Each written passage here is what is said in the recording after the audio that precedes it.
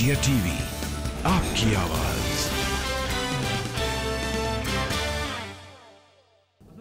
गौरवपूर्ण आसन पर विराजमान होना ये किसी भी सदस्य के लिए न केवल अभिनंदनीय है बल्कि गौरवपूर्ण भी। और फिर इस पीठ पर एक अनुभवी सदस्य का चयन सर्वानुमति से हो, यह अत्यंत सुखद की अनुभूति कराता है। और खासतौर पर तब जब उत्तर प्रदेश विधानसभा में अभी बहुत दिन नहीं हुए हैं, मार्च प्रथम सप्ताह में दोनों ओर से मिसाइलें चल रही थी और उस समय हर व्यक्ति एक दूसरे के हमलों से झुलसने से बचने के लिए अपने अपने स्तर पर प्रयास कर रहा था। लेकिन यह भारत में ही संभव हो सकता है और भारत में भी उत्तर प्रदेश में ही कि राजनीतिक मतभेद भले ही कितने क्यों न हों, लेकिन लोकतंत्र को पुष्ट करने के लिए सर्वानुमति का रास्ता अपनाने और लोकतंत्र की गरिमा को और उसकी मर्यादा को बनाए रखने के लिए हम मिलकर के इस अभियान को आगे बढ़ाएंगे। और आज आपका सर्वानुमति से यहां पर चयन हुआ है, ये सचमुच भारत की उन मजबूत लोकतांत्रिक परंपराओं को और भी मजबूत करता है और भी पुष्ट करता है। मैं इसके लिए सत्ता पक्ष और विपक्ष से जुड़े हुए अपने सभी माननीय जो नेतागण हैं, नेता प्रतिपक्ष और सभी दलों के अपने नेताओं के साथ साथ नवनिर्वाचित सभी माननीय सदस्यों को भी मैं हृदय से उनके चुनाव के लिए और आपके चुनाव के लिए भी मैं उन सब का हृदय से अभिनंदन भी करता हूं और धन्यवाद भी देता हूं। अध्यक्ष जी, जब हम लोग उत्तर प्रदेश विधानसभा की बात करते हैं तो इस विधानसभा के पहले अध्यक्ष के रूप में राजर्षि श्री पुरुषोत्तम दास टंडन जी का नाम आता है। उन जैसे मनुष्यों ने इस सदन की गरिमा को, इसके उच्च संसदीय मर्यादाओं और मानदंडों को स्थापित करने का कार्य किया था। और उसके बाद से श्री आत्माराम गोविंद खेर जी ने 3 बार उत्तर प्रदेश विधानसभा के अध्यक्ष को सुशोभित किया। श्री केसरीनाथ त्रिपाठी जी ने 3 बार उत्तर प्रदेश विधानसभा के गरिमामय पूर्ण पद को सुशोभित किया। और आज जब हम 18वीं विधानसभा में हैं तो इस सदन के वरिष्ठ सदस्य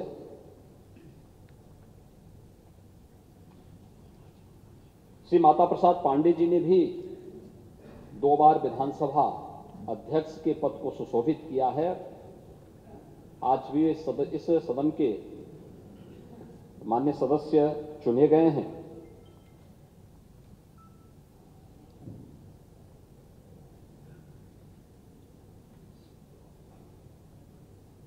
आपका चयन बहुत सारा संदेश दे देता है।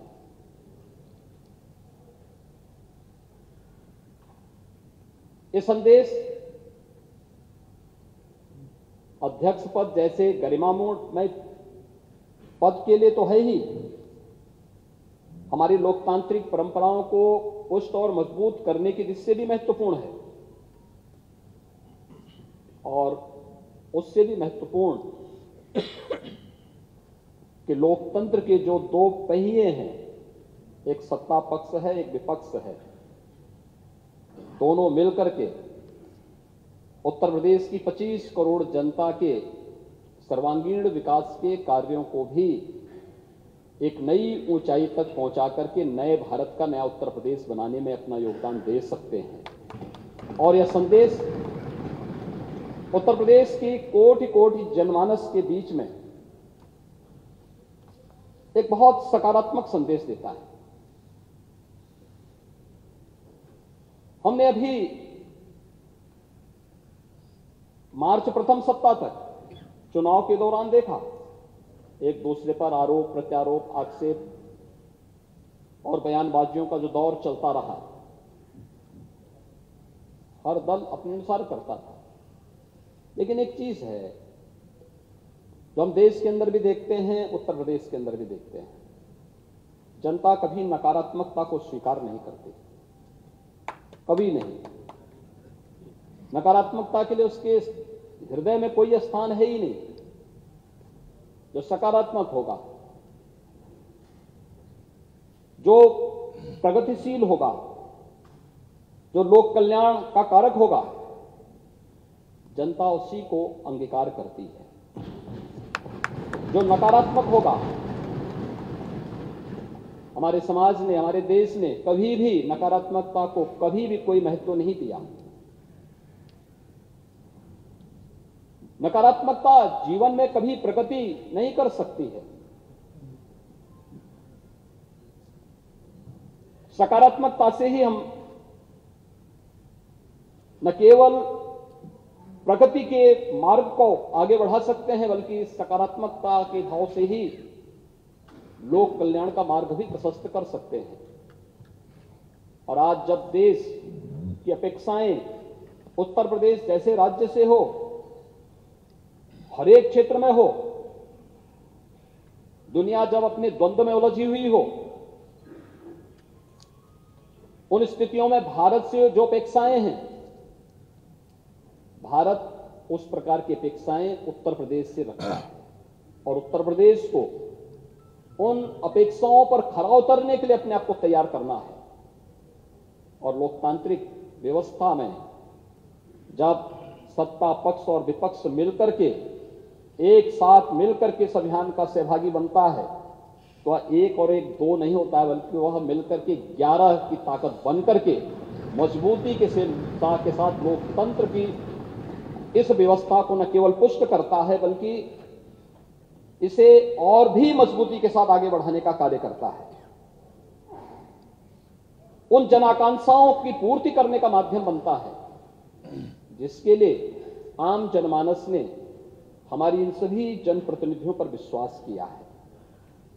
ये सभी चुनाव जीत करके आए, जनता के सामने आम जनमानस ने इन पर विश्वास किया। आम जनमानस का इन पर एक नया विश्वास प्रकट हुआ है और उस विश्वास पर कहीं भी हमें कोई भी किसी भी प्रकार से उसे अविश्वास में नहीं बदलने देना है। यह हमारा लक्ष्य होना चाहिए और इस दिशा में प्रयास की शुरुआत कल से मैं देख रहा हूं। माननीय सदस्यों ने शपथ ग्रहण किया। शपथ ग्रहण करने के बाद जिस सकारात्मक भाव के साथ शपथ ग्रहण का कार्यक्रम प्रारंभ हुआ, मैंने देखा है कि कल तक यहां पर 343 मान्य सदस्यों ने एक दिन में ही शपथ ग्रहण कर लिया था। 60 मान्य सदस्य बच गए थे, उनका शपथ ग्रहण अधिकतर ने आज यहां पर अपना शपथ ग्रहण भी संपन्न किया है। और किस सकारात्मक भाव के साथ सब लोग मिलकर के इस कार्यक्रम को आगे बढ़ा रहे थे। आज चुनाव संपन्न हो चुके हैं, अब हमें विकास के बारे में सोचना है, उत्तर प्रदेश के उत्थान के बारे में सोचना है, उत्तर प्रदेश की 25 करोड़ जनता के हितों के संवर्धन के लिए सोचना है, उत्तर प्रदेश के युवाओं के बारे में, उत्तर प्रदेश की आधी आबादी महिलाओं के बारे में सोचना है, उत्तर प्रदेश के किसानों के बारे में सोचना है, उत्तर प्रदेश के मजदूरों के बारे में सोचना है और उत्तर प्रदेश के उन सभी दबे कुचले लोगों के बारे में जिनकी आवाज को देने का माध्यम लोकतंत्र ने उन्हें एक वोट के रूप में दिया है, उस आवाज को भी अब आगे बढ़ा करके शासन की योजनाओं से इसे मजबूती के साथ जोड़ने का कार्य अब सदन करे। इस विश्वास के साथ उसका एक प्रतिरूप आज विधानसभा अध्यक्ष के रूप में सर्वसम्मति से आपके चयन की इस प्रक्रिया का होना इस बात को मजबूती से और मजबूत करता है कि हम सब मिलकर के इस सदन की उच्च मर्यादाओं को, उच्च परंपराओं को आगे बढ़ाने का कार्य करेंगे। और आज आपका चयन उसका एक उदाहरण भी है। देश के अंदर विभिन्न विधानसभाएं, उत्तर प्रदेश की विधानसभा के अंदर क्या कुछ हो रहा है इसको बहुत नजदीक से देखती है। मुझे याद है जब पिछले कालखंड, पिछले 17वीं विधानसभा में इस सदी की सबसे बड़ी महामारी के दौरान हम लोगों ने विधानसभा के सत्र को यहां पे संचालित करने का निर्णय लिया। बहुत सारे प्रश्न उठ रहे थे कि कोरोना में सदन चलाना क्या आवश्यक है। हम लोगों ने कहा देखिए संवैधानिक बाध्यताएं हैं और विधायी कुछ कार्य संपन्न होने आवश्यक है। इस देश से हम लोग उसकी कोई व्यवस्था देने जा रहे हैं। हम लोगों का सत्र बहुत संक्षिप्त सत्र था, लेकिन सत्र कैसे हमने संचालित किया है, विभिन्न राज्यों से मेरे पास फोन आते थे कि कैसे आपने सदन का संचालन किया, कैसे इस कार्यक्रम को आगे बढ़ाया। और 17वीं विधानसभा तो इस मामले में बहुत रिच रही है कि उसने बहुत सारे ऐसे कार्य किए जो वास्तव में कार्यकाल 17वीं विधानसभा में सरकार को भी, माननीय सदस्यों को भी 3 वर्ष का ही कार्यकाल का एक अवसर प्राप्त हुआ था। 2 वर्ष कोरोना जैसी महामारी से जूझते हुए व्यतीत हुए, लेकिन उन 3 वर्षों में भी पहली बार सस्टेनेबल डेवलपमेंट गोल्स पर सदन में चर्चा हो सके और लगातार 36 घंटे तक चर्चा चल सके। शिक्षा के क्षेत्र में, स्वास्थ्य के क्षेत्र में, गरीबी उन्मूलन के क्षेत्र में, अन्नदाता किसानों के लिए, पर्यावरण के लिए कैसे हम उस विकास की प्रक्रिया को सतत बढ़ाने के लिए कार्य कर सकेंगे, इस पर चर्चा होती। इस पर इसी सदन में राष्ट्रपिता महात्मा गांधी की 150वीं जन्म जयंती के अवसर पर लगातार 36 घंटे तक हमारे सदन का चलना माननीय सदस्यों के मन में आम जनमानस के प्रति बसी व भावना को प्रदर्शित करने का एक माध्यम बना था। उसने देश के अंदर एक बहुत सकारात्मक संदेश दिया। मेरे पास तमाम संस्थाओं की ओर से इस बारे में संपर्क किया गया, कैसे इस कार्यक्रम को चलाया गया, क्या गोल्स निर्धारित हुए हैं, सरकार ने उस गोल्स को अचीव करने के लिए अपने आगे की रोड मैप क्या तैयार किया है। इन सब पर एक सकारात्मक पहल आगे बढ़ी थी। यही सदन था जब हम लोगों ने 2019 में इसी सदन में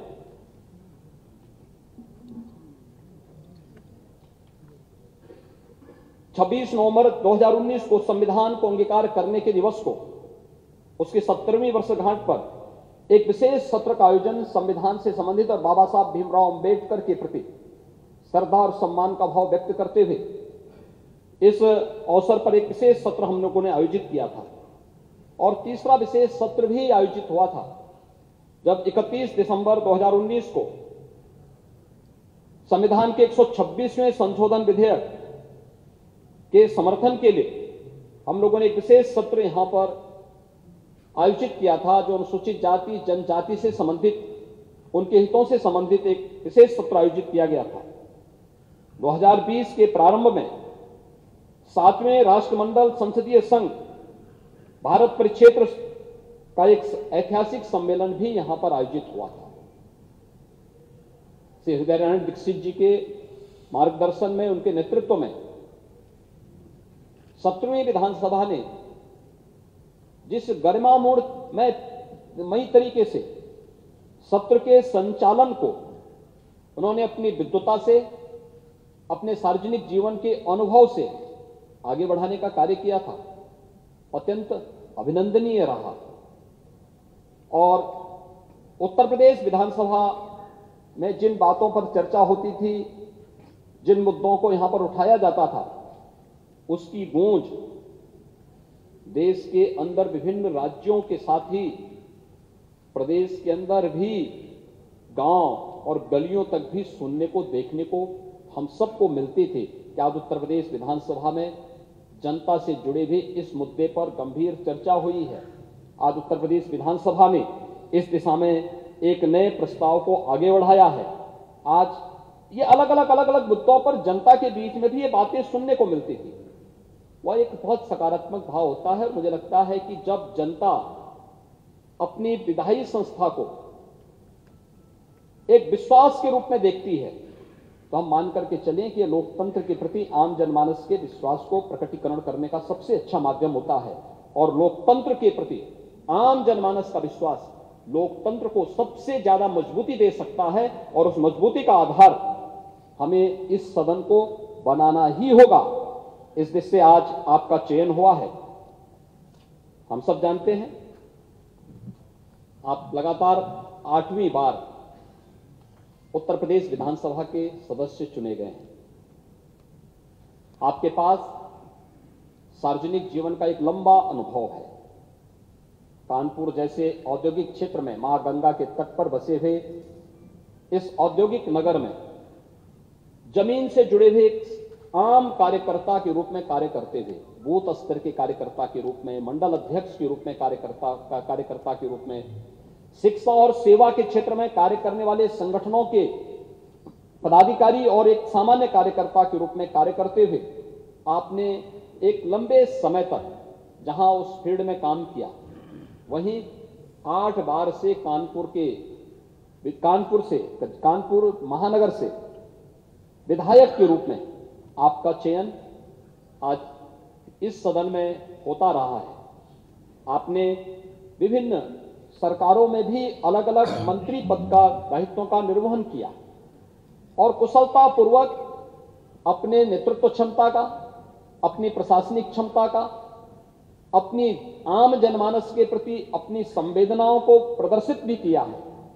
वह आपके द्वारा लिए गए निर्णयों के आधार पर, आपके द्वारा किए गए कार्यों के माध्यम से बार बार एक सदस्य का एक क्षेत्र से चुनाव जाना, यह और वह भी तब जब दुर्भाग्य से जातिवाद की, उस राजनीति की उस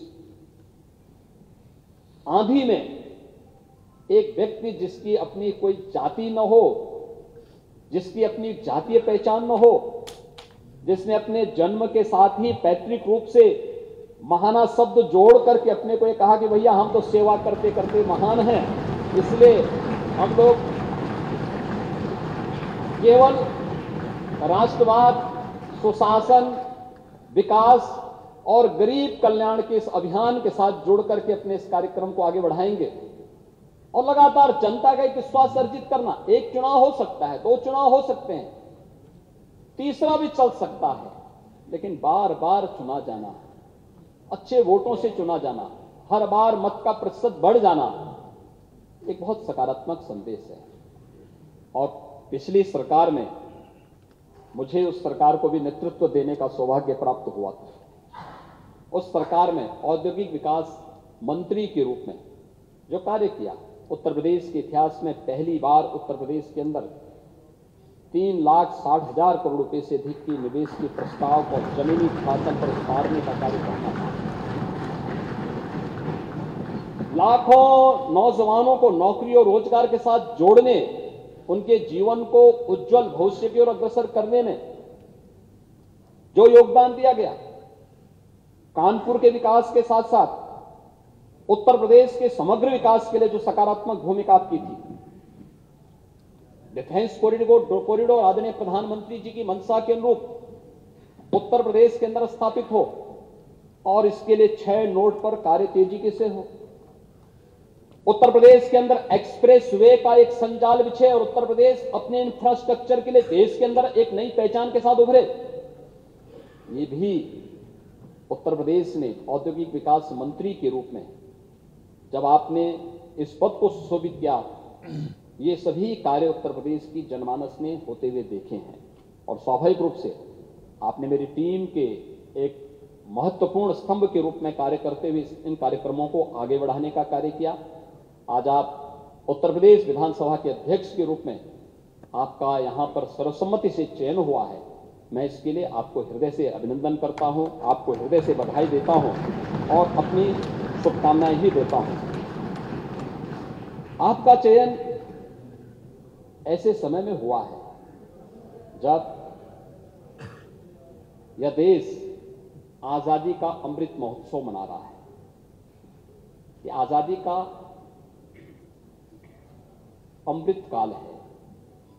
अमृत काल के लिए प्रधानमंत्री जी ने आगामी 25 वर्षों के लिए कुछ लक्ष्य निर्धारित किए हैं देश के अंदर। और देश के लिए जब कोई लक्ष्य निर्धारित हो तो देश की सबसे बड़ी आबादी के राज्य के लिए तो उन लक्ष्यों को प्राप्त करना और भी महत्वपूर्ण हो जाता है, क्योंकि अगर भारत को समयबद्ध ढंग से उन लक्ष्यों को प्राप्त करना है तो उसमें अग्रणी भूमिका के रूप में उत्तर प्रदेश को आना ही होगा। उत्तर प्रदेश की सबसे बड़ी भूमिका होनी ही चाहिए, क्योंकि सबसे बड़ी आबादी का राज्य है।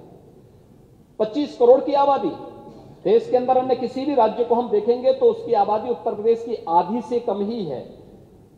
और जब हम लोग देश की बात करते हैं तो इसकी शुरुआत उत्तर प्रदेश से होनी चाहिए। और अमृत काल में आप उत्तर प्रदेश के विधानसभा के अध्यक्ष बने हैं, यह अत्यंत सौभाग्य का क्षण है और इसके लिए मैं आपको हृदय से बधाई देता हूं।